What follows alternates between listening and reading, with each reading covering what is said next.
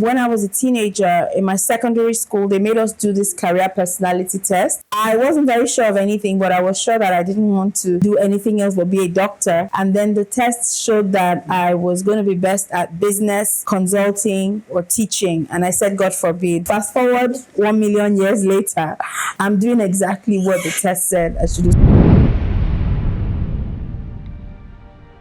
My name is Oyinbrakemi Charles, and I'm the CEO of Birch Hill Consulting. I'm a lot of things, but first of all, I'm a teacher, I'm a trainer, I'm a strategy consultant for schools and businesses, and I live to make transformation in every sphere of influence. My journey has been interesting. I think that's the word, interesting and transformational. So there's this myth about first children being very stubborn. I'm the proverbial coconut head. I'm quite stubborn. I'm also fiercely independent, especially because I'm the first child and I'm the first daughter. So I had a lot of responsibility on my shoulders at an early age, and so it made me very independent. It made me result-oriented. It made me want to always make sure that I achieve what I set out to achieve. So yeah, it made me very resilient, very independent, and very resourceful too, trying to do what you can with what you have. And there are a lot of memories from my childhood, so I would mention one from home and one from school. So I remember having family game nights where we would divide ourselves.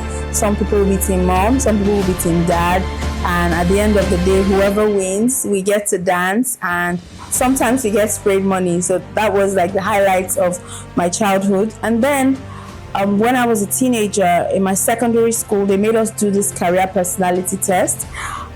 I wasn't very sure of anything, but I was sure that I didn't want to do anything else but be a doctor.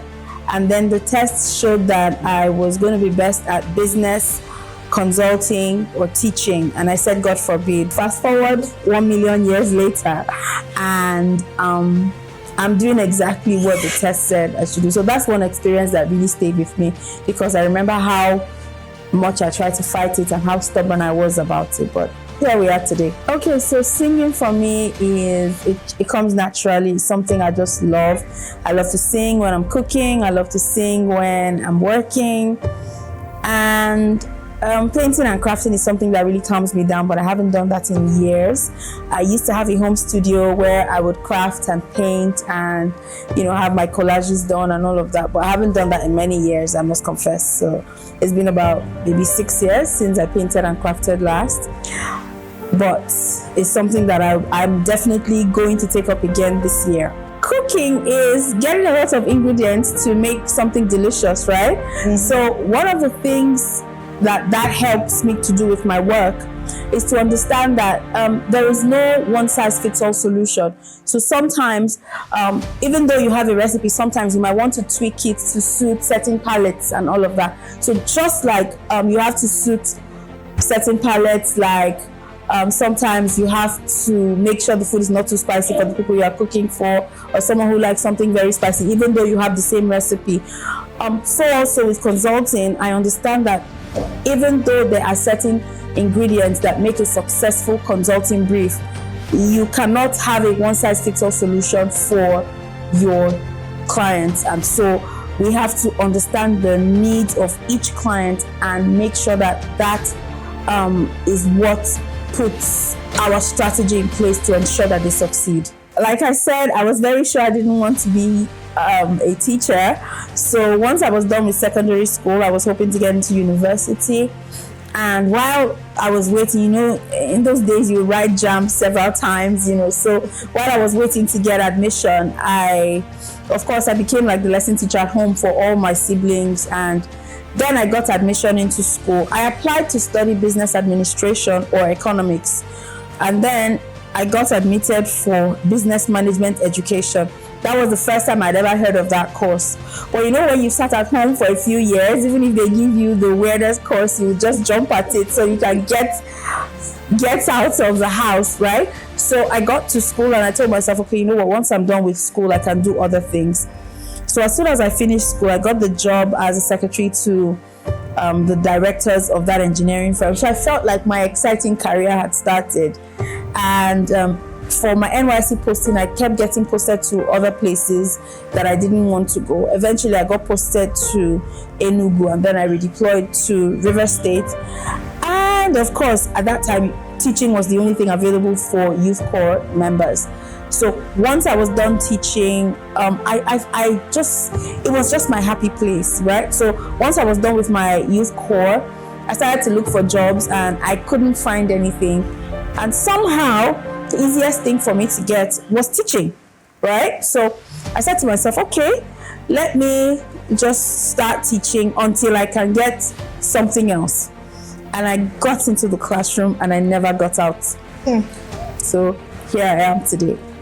Well, I'd like to say in our local palace, Sapa, I got bored, I got tired of staying at home, and I told myself if I have to stay at home one more day, I'll probably kill myself or I'll just go crazy, right? So I'm not someone who likes to be idle, so I like to have something to do. So I applied for several jobs, and eventually, before I even started to apply, in 2010, I was wrapping up my youth corps, but I threw myself into the teaching. In fact, a lot of teachers in that school didn't know that I was a youth corps member until I was doing my final clearance, and they were really surprised because they thought I was a new colleague. So after that, I started to apply to companies. I wasn't getting anything, and someone said, oh, you can apply to this school.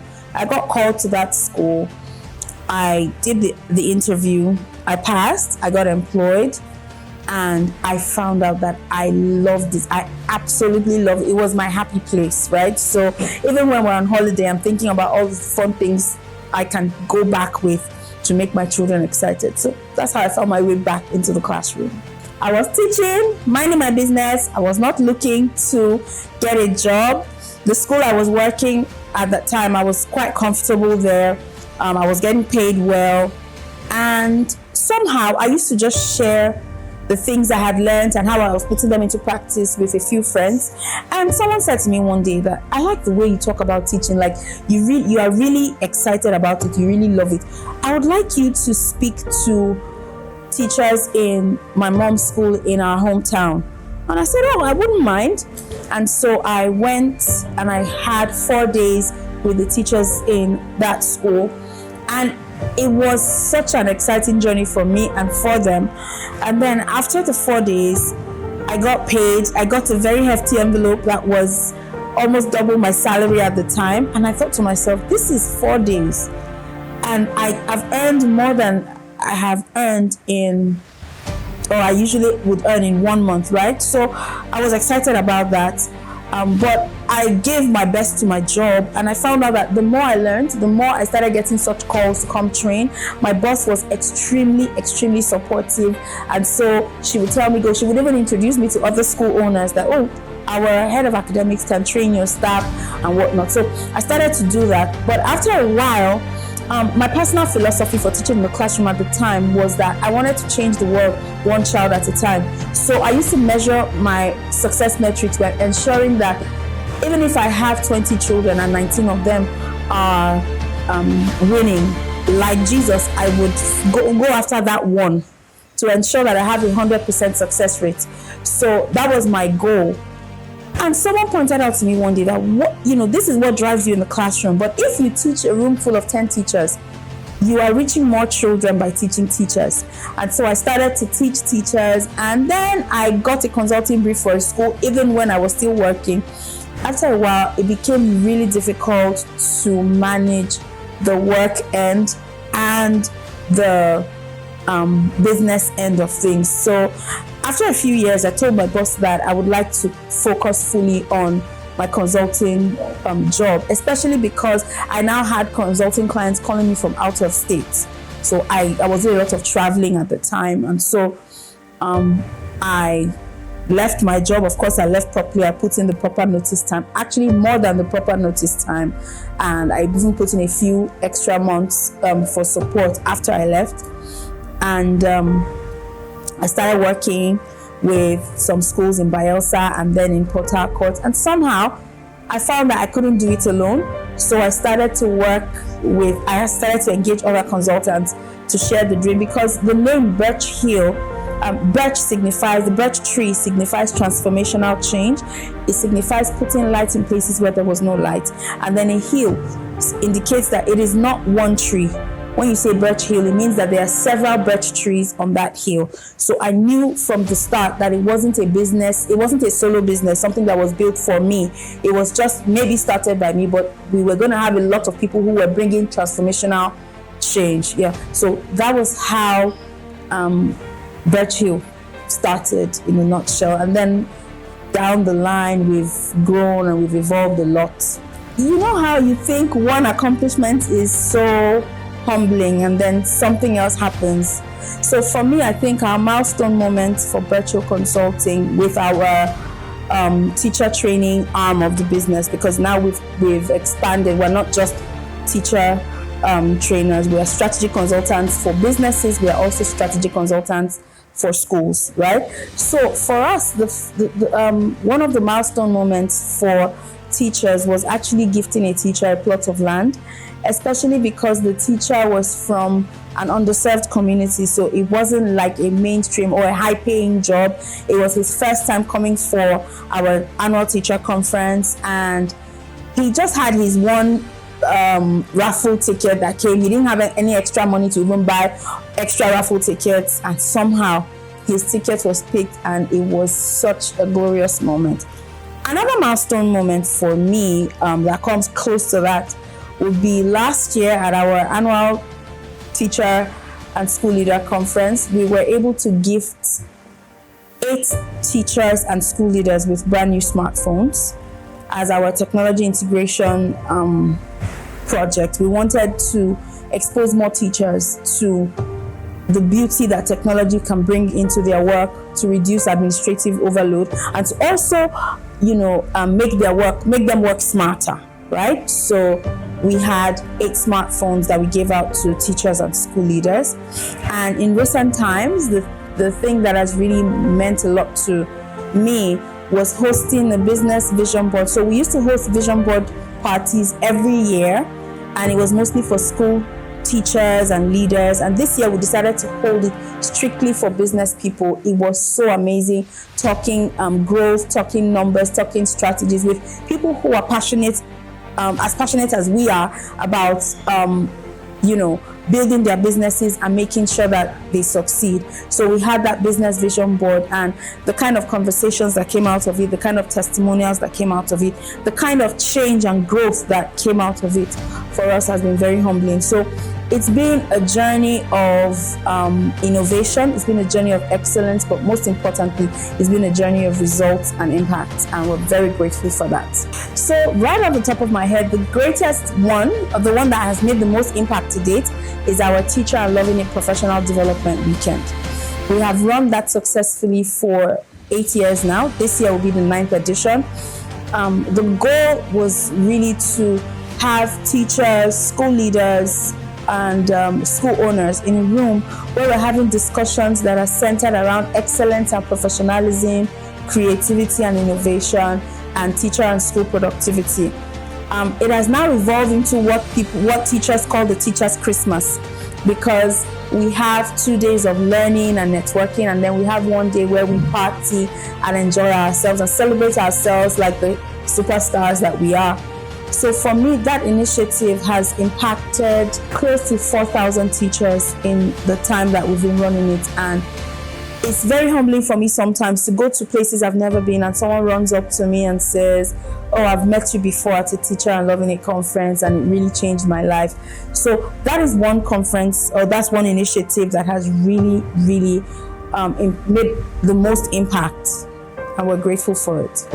My personal teaching philosophy has become our corporate philosophy, meaning that we want to change the world one child, one teacher, one school, one business at a time. And so we do that by working with forward-thinking institutions, forward-thinking business people that are ready to make lasting change, right? So our tagline is innovation, excellence, results, and that shows up in everything that we do. We constantly look for better, smarter ways to make things work.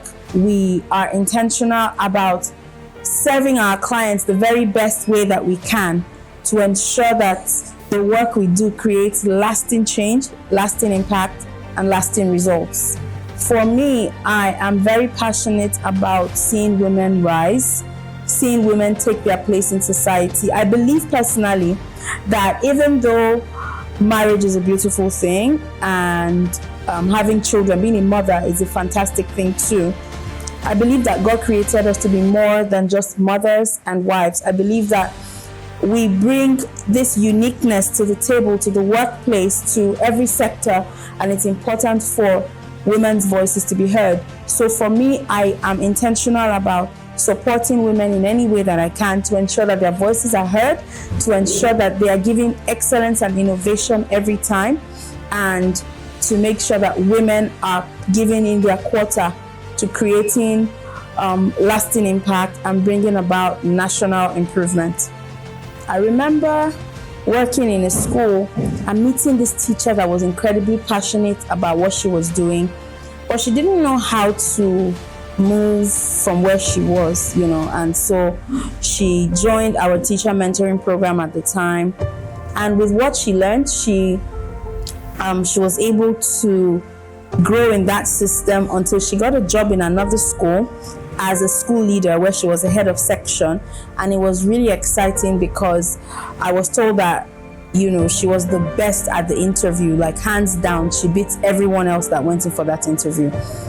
From there, she grew and she became a head of school. Right now, as we speak, she sits in as a head of school and a lecturer in a university. And for me, that is tangible progress. That is tangible proof that our work matters and it can shape anyone who is willing to learn the ropes and grow and be better. When I turned 40, I hosted a business meeting, a free business meeting for ladies. It was called Empower, like empower, but empower her, right? So we were talking business, we're talking how we started, we're talking about the struggles and whatnot. And there was someone in there that literally took everything we talked about and taught and turned it into her business. And today I'm so proud. She has grown her business. She's beginning to buy her business assets all by herself. She's been running the business successfully for over a year.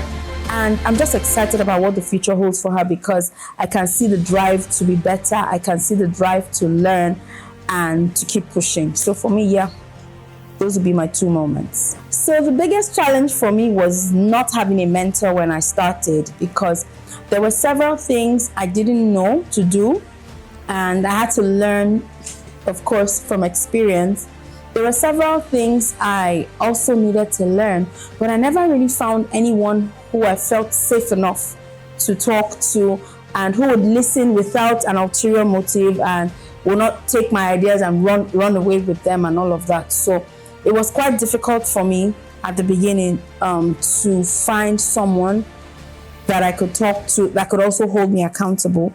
But I'm happy to say that right now I have found several people like that who put me on my toes, hold me accountable, and even when I'm tired and I want to give up, they just won't let me give up. So how I was able to surmount that before I actually got a mentor was I gave myself to reading, to studying a lot, to learning not just from my immediate environment, but learning from what people are doing outside my sphere of influence and outside where I live, so I constantly put myself out there. I constantly joined in with international trainings, either virtually or in person, just so I could see a more global perspective, not just my little myopic view. So that's what helped. So reading, studying, networking helped a lot.